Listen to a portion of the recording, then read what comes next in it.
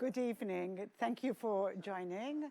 This is our weekly current affairs program in English. I'm Leah Hogg. Our topic today is COVID-19. A lot of people still concerned about children returning to school. My studio guests are the Honourable Claudio Grech, Claudette Buttigieg, the Honourable Claudette Buttigieg, and Professor Mark Brincat. Thank you very much once again for joining us. Thank you. And we're connecting directly with the United Kingdom with our guest, who's Professor Calum Semple, and he's a specialist in child health and also outbreak medicine. He's a member of the board of SAGE, which is the scientific advisory board to the government in the United Kingdom for COVID-19. Thank you very much, Professor, for joining us. Good evening. Good evening. How are you? Very well, thank you. Thank you for joining our program. I'd just like to start straight away by discussing the reproduction rate in the UK right now, the current status. It is alarming. We are seeing rising numbers of patients and rising numbers in hospital as well. The R number is above 1, and this means that we are in the exponential or growth phase of the epidemic. Earlier this month, you yourself referred to 4 risk groups to identify a guide for the cure of COVID-19. Can you tell us a bit more about that? We have identified age as being a risk group, which is well recognized, but also some people of South Asian ethnicity are particular high risk as well. Children, fortunately, are very rarely affected, and this has been a blessing. Can we discuss children and their return to school? What are your views about that? I'm quite satisfied that children are not at high risk in themselves, and I'm very happy for my daughter to go back to school and for other people's children to go back to school. The risk in schools is between teacher to teacher and teacher to administrative staff and occasionally teacher to child. But in the data we have seen from the United Kingdom, it is relatively uncommon for children to transmit to adults. And this is because symptomatic disease in children is rare. It takes some energy to lift the virus from the mouth into the air and to project it to an adult. So because children are mostly well and not coughing and not sneezing, they're not on the whole spreading the virus in the same way that adults in the early stages of disease are spreading it. So I'm happy for the children to go back to school. I think we also realize, however, that the university return is a mass migration, and that inevitably will lead to increasing cases in this next couple of weeks. You identified some groups of children in your recent studies as being more vulnerable. Can we just talk through those facts that you've identified? This is true, but has to be put into perspective. In the United Kingdom, we have had, we think, 650 children admitted to hospital. And in our study, we only found 6 who had died. So that is 1%. We had 69,000 people in total. So children make up less than 1% of that group again. And in the United Kingdom, we have roughly 16 million children. So when you do the sums, it's 1% of 1% who died, or 1 in 2 million of the population of children. So we have to keep this into perspective, that each one of these children dying was a tragedy, but a relatively rare, in fact, very rare event. What's the comparison to, for example, sepsis or influenza with regards to figures of children's deaths? So influenza is much more dangerous for children. And we vaccinate children because of that for influenza. I would be much more worried about a child catching influenza than catching COVID. What is the protocol in a classroom in the UK if a child tests positive for COVID-19? What are the isolation rules and regulations? If it's a confirmed case, it's 14 days for isolation, and the classmates are being identified through seating plans. Most of our classrooms are now being well spaced and the children being kept a good 2 meters apart. But where that cannot be done and the children are closer together, then children will be isolated and sent home if a contact is identified. Thank you. I'd like to pass you on to one of our colleagues here, Professor Brincat, who's done a lot of studies locally on COVID-19, as he'd like to address some questions and comments with you. Thank you. Thank you. Good evening, Professor. We have a situation here where we have a very densely populated country. It's probably the most densely populated country in Europe. I mean, I echo your sentiments regarding schools, and seeing the children return to schools, albeit briefly, yesterday was really was a real revelation, because they were so happy to get back together again. And as you quite rightly say, infection rates in children is very low. So my question is this: I've heard the Prime Minister, your Prime Minister, Professor Johnson, say that that he had to choose between pubs and schools, and he quite right, in my opinion, chose schools. And perhaps you can explain this a bit to us. And also, we have seen schools whereby they have opened briefly and closed down again. Our school year starts a bit later now. We started a few schools yesterday, but the bulk will start on the 7th of October, and the teachers are still preparing. What, in your opinion, should we sacrifice, if anything at all, when we do open schools? We're just going through our third wave now, probably. And finally, unfortunately and sadly, the disease has broken into old people's homes, care homes, and it's having predicted effects. The second part of my question is for you to confirm, please, that this virus is just as dangerous now as it was in April, because people had the false impression, I think, that this time round it was a much less benign disease. Unfortunately, here what happened was that it was the young who started the second wave as they were going out on mass events or whatever. It's only now hitting the elderly population. So those are the two parts of my question. Thank you. Thank you, Professor. I really appreciate the questions, and they show great insight. To answer the first question, what should we sacrifice in order to keep children at school? And perhaps what should we sacrifice to keep students in nursing and medicine and physiotherapy and radiology and in their colleges? Because we need the next generation of healthcare workers and engineers as well.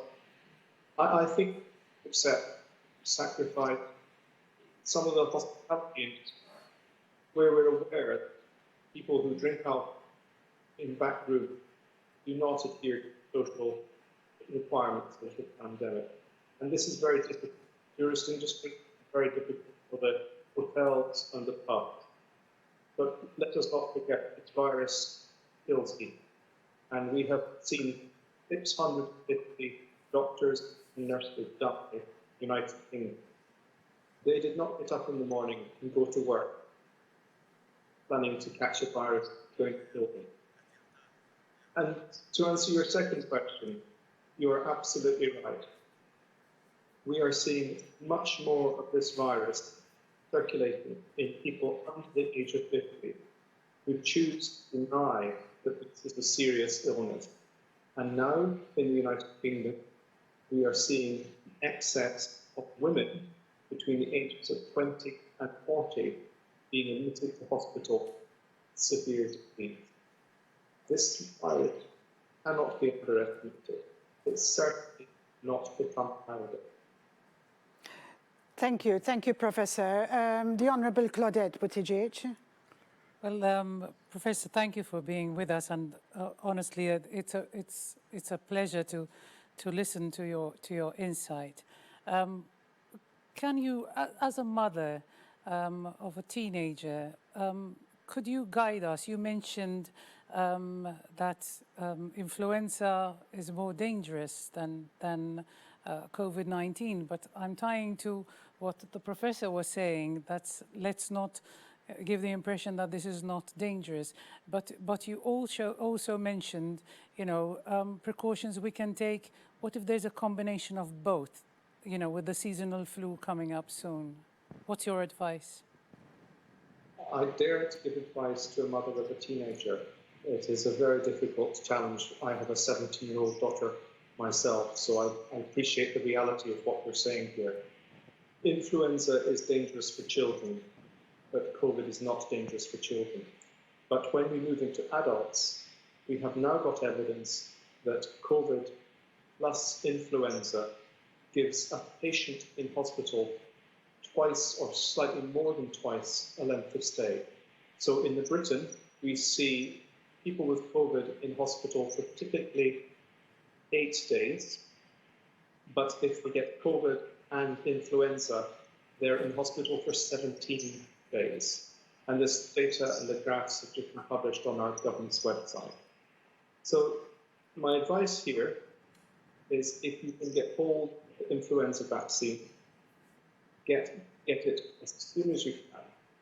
And if you can afford to pay for it for family members who are low risk, I would give it to them as well. But prioritize the frail and the elderly and the very young children for the influenza. But if you do have good supplies, I would give it to as many people as you can. Thank you. The Honourable Claudio Grech. Yes, Professor Calum, thank you for, first of all, sharing with us your experiences. We are literally on the doorstep of our children going back to school over the next few weeks. Now, given the fact that you already have experience with what happened back in the UK over the last few weeks, in your opinion, what are the key measures that are contributing to the lowering of the risk factor amongst infection amongst children and transmission out of the bubbles within which the children are in the school? I don't think Britain has got the answers here. When we broke the back of the first wave, it was done through strict adherence to social distancing and hand washing. Currently in Britain, we still have the shops widely open, we have the pubs and hotels in full use, and we have people under the age of 50 choosing to ignore guidance. And this is what is driving our epidemic. My advice is to reduce contact between households, to avoid the coffee shops and the public pubs, maintain social distancing, maintain good hand washing.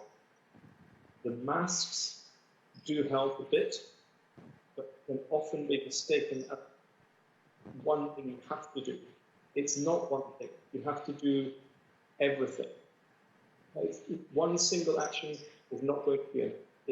It's taking the social distancing, the hand washing, the face masks, reducing household movement, and trying to get civic society to buy into this. Because currently, people between 20 and 40 are really ignoring this. They think, this virus does not affect me, why should I bother? They forget that they will have an older sister who has breast cancer. They will have a father who has heart disease. And that's what people have to remember. They have to protect their families and their friends.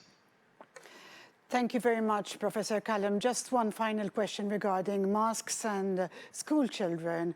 What is the procedure, the protocol in the UK for children wearing masks in the classroom and in the playground? our children are not wearing masks in the classrooms where they're well spaced, and they are wearing them often in the corridors and when they're queuing to enter classrooms, or if they're queuing for particular activities. They're not wearing them in the playgrounds. That may change in time, but at present it's felt reasonable, given that the children themselves are not the ones that are spreading it most often. I should say the real risk in schools is in the teachers' common room and in the back offices, where staff will often go and relax and perhaps let their guard down and forget that they have to take care. And we see that in hospitals too. It's the doctors and the nurses, when they go on their break, they huddle around the box of chocolates that the patients have given them, and they forget to take the precautions. Thank you very much, Professor Calum. Thank you, it's been a pleasure. That was Professor Calum Semple, very enlightening and interesting. Professor Brincat, your views, please, after having heard Professor I don't know if people heard Semple. Well, there was something wrong with the sound system, so hopefully... At one point when you were, he was answering your question. Yes. So I just want to wonder if you could clarify what he expand, said. absolutely. So what he said at the end of the day was, of course, we have to treat university students, the older students, differently to the younger ones. And when it came to what do we choose, we have to sacrifice something. He was emphasizing basically that mass events should not be acceptable, whether they were organized or impromptu ones. And he was also advocating against the idea of people having little parties inside pubs and drinks and a private setting. And the final bit, which I would quickly like to summarize, was that he emphasized this idea, as I had said, as I had asked.